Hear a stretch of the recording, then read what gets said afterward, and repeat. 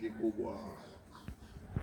Mkuu, ulikuwa unakuja hapa. Kuna jambo la muhimu sana nilikuwa nataka nikueleze. Jambo gani?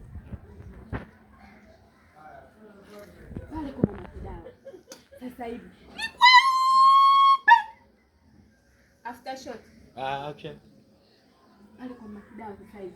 Tunapita. Yaani bila tatizo lolote. Sumona jana nimefika mapema. Nilipita pale. Kwa hiyo kiufupi sasa hivi hakuna kinga yoyote.